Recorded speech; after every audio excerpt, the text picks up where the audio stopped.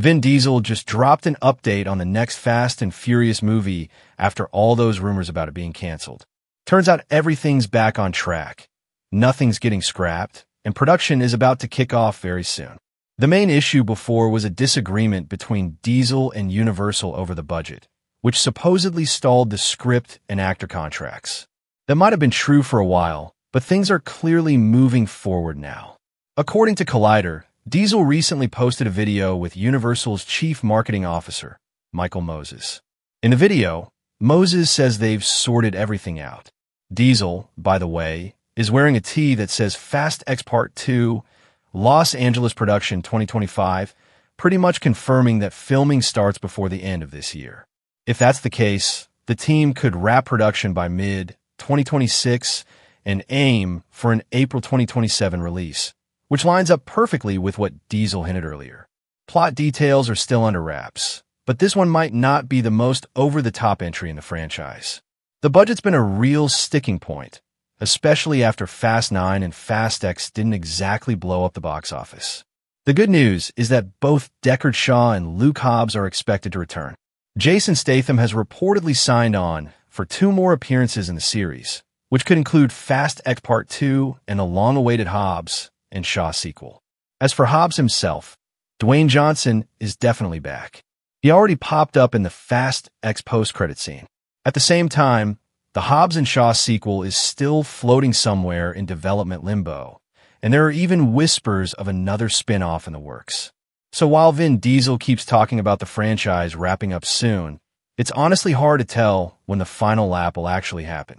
This series went from street racing and DVD players to rocket-powered cars in space. Originally, Fast 11 was supposed to be the end of the main saga, but Diesel has teased that the finale might stretch across 3 movies instead. Fast X didn't exactly dominate financially. It pulled in about $700 million worldwide on a massive $350 million budget. But Universal still sees this franchise as one of its biggest treasures. And as long as there's gas left in the tank, they're not stopping anytime soon. Right now, both Fast X Part 2 and the Hobbs and Shaw sequel are officially on the way, but that's just the starting line. Universal's parent company, Comcast, is reportedly pushing hard for a Fast 12. If that happens, expect the budgets to tighten since the last 2 movies didn't deliver blockbuster profits. Vin Diesel has also said he wants time to explore the emotional reconciliation between Dom and Hobbs, which doesn't sound like something that can be wrapped up in a single movie. Add in Hobbs and Shaw 2, and it's looking more and more likely we'll get at least 3 more Fast Saga projects before this franchise finally hits the brakes. And the rumored budget cuts might actually be a good thing. They could push the series back toward its roots with a heavier focus on street racing, custom cars, and practical stunts instead of over-the-top CGI chaos.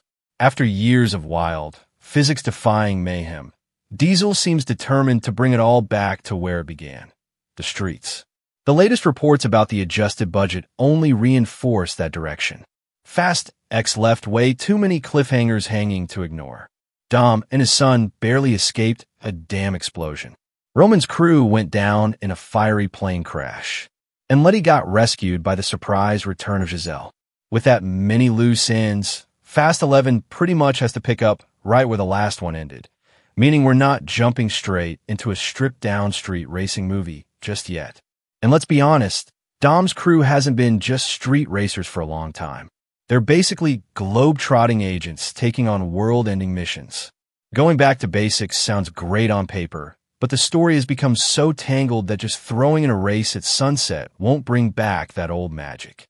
If the team really wants to recapture what made those early movies special, the races have to matter again.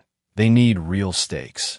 In recent films, most of the racing scenes have been flashy callbacks or setups for bigger action moments, like Dante's race in Fast X, which was more about showing how ruthless he is than driving the plot forward. That's why the perfect final showdown between Dom and Dante shouldn't be another CGI explosion fest. It should be a race, a brutal, emotional, high-stakes battle for everything Dom stands for.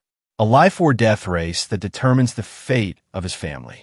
That would bring back the intensity, the adrenaline, and the heart of the early films while still feeling like a proper cinematic finale. It could even give characters like Letty, Han, Giselle, and Roman their own spotlight races, giving each one a proper send-off. Meanwhile, Hobbs and Shaw could stay focused on the heavy action since racing was never really their lane anyway. Of course, nothing's set in stone. Plans for the main saga and its spin-offs are still constantly shifting. After Hobbs and Shaw pulled in over $750 million worldwide, Universal immediately gave the green light for a sequel.